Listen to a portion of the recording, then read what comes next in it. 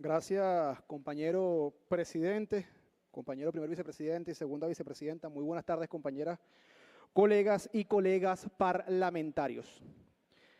Las plataformas digitales en Venezuela y en el mundo se han convertido en una especie de censor para cualquier información que tenga que ver con nuestro país. Es decir, hablar bien de Venezuela en este momento en redes sociales, bien sea en X, bien sea en Instagram e incluso en TikTok, estas redes lo han convertido en una especie de violación de sus normativas internas. Durante la última semana hemos visto cómo ríos y ríos de personas han recorrido todas las calles de Venezuela para denunciar el cese de las mal llamadas sanciones, el cese de las medidas coercitivas unilaterales, así como las agresiones contra Venezuela y su Guayana Esequiba, entre otras cosas.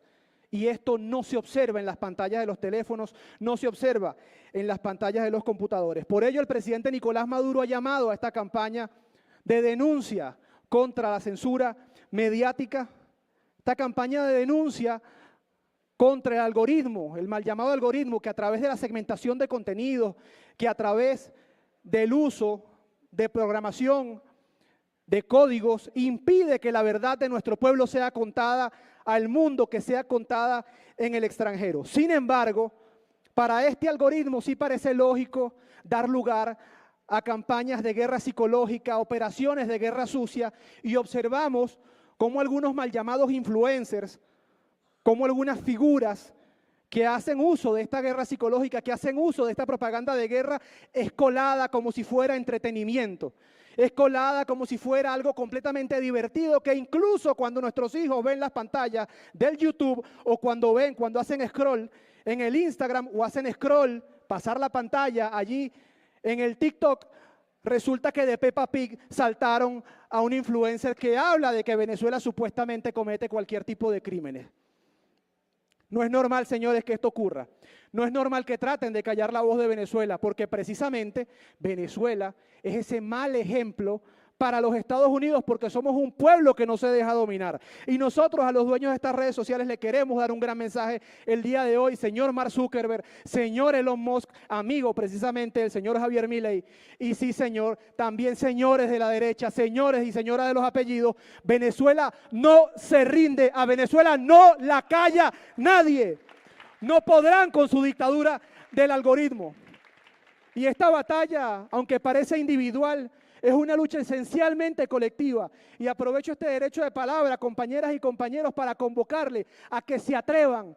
Échenla, su palabra contra quien sea, pero dila ya, como bien dice el cantor del pueblo, Alí Primera. Es necesario que cada uno de ustedes lance mensajes o lance misiles, como dice el compañero Alberto Alvarado, a todos sus diferentes públicos, a toda la gente que le sigue a través de redes sociales. No tengamos miedo, entre todos podemos romper el bloqueo. Y sobre todo otra cosa, hay más de 7 millones de razones en Venezuela, más de 7 millones de razones para defender a Nicolás Maduro. Estoy seguro de eso. Y cada uno de nosotros tiene que encontrar una de ellas. En ese espacio nos encontraremos y en ese espacio será derrotado el enemigo. Por esa razón digo, yo sigo a Maduro, no creemos en nadie, presidente, tenemos un candidato, además voy a aprovechar que está caminando la calle, que sí se mueve, que no camina empujado y que seguramente va a marchar hacia una gran victoria el próximo 28 de julio. No tenemos miedo, unidos venceremos, camaradas.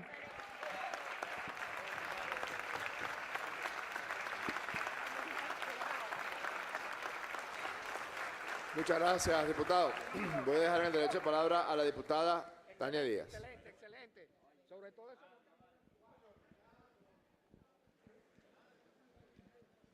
Sí, buenas tardes, colegas diputados, colegas diputadas, pueblo de Venezuela. Tomo el derecho de palabra, pido este punto de información para recordar que hace 6 años, en el 19 de mayo de 2018, el 18 de mayo de 2018, fue electo como presidente constitucional de la República Bolivariana de Venezuela nuestro actual presidente, el primer presidente chavista, el presidente obrero, Nicolás Maduro Moros. Yo quería tomar este punto de información para recordar, presidente, compañeros, en qué circunstancias el presidente Maduro ganó esa elección, en qué circunstancias el pueblo de Venezuela ganó esa elección, que fue un triunfo de la paz, un triunfo del futuro, un triunfo de este colectivo hermoso que constituimos las y los venezolanos. Quiero recordar que en diciembre de 2017 fueron bloqueados, ya las sanciones y el bloqueo estaban sobre el pueblo de Venezuela, pero solo para que recordemos algunas de las acciones que desde el Departamento del Tesoro, desde el gobierno norteamericano y sus aliados en el mundo se hicieron contra el pueblo de Venezuela para evitar el triunfo del presidente Nicolás Maduro. En diciembre de 2017 se bloquearon los pagos al servicio de cabotaje para el transporte de combustible a la República Bolivariana de Venezuela. Ese mismo año, 417,000 cauchos que fueron comprados por el gobierno venezolano y pagados no llegaron al país porque no se hizo el despacho, es decir, nos robaron, amparados en las sanciones y en la agresión económica del pueblo del gobierno norteamericano. En enero de 2018, una declaración del Departamento de Estado dice lo siguiente: la campaña de presión contra Venezuela está funcionando. Las sanciones financieras que hemos impuesto han obligado al gobierno a caer en default, tanto en la deuda soberana como en la deuda de PDVSA. Y lo que estamos viendo es un colapso económico total de Venezuela. Entonces, nuestra estrategia funciona y la mantenemos, decía el Departamento de Estado, a pocos meses de la elección presidencial. El 2 de marzo se renuevan las órdenes ejecutivas contra Citgo, contra el petróleo y contra el petro, por cierto. El 19 de abril, el gobierno de Estados Unidos, en una Asamblea General de Naciones Unidas, a través de su embajadora Nikki Haley, pide nada más y nada menos que la renuncia del presidente de la República Bolivariana de Venezuela, Nicolás Maduro. Y el 19, una empresa de Canadá demanda a PDVSA por impagos cuando todas estas medidas habían impedido a la República Bolivariana de Venezuela hacer transacciones financieras. Es decir, no fue una elección en igualdad de condiciones. Quiero decir además que todos estos datos son producto de una investigación extraordinaria que hizo nuestro colega diputado aquí presente, Fidel Vázquez, que está a la orden de todos los parlamentarios y las parlamentarias, valga la propaganda. Así es, un aplauso para Fidel Vázquez. En mayo de 2018 bloquean $9 millones, pero fíjense ustedes esto. En medio de esa circunstancia, el presidente Maduro, nuestro presidente actual y candidato triunfador para la próxima elección, ordena la compra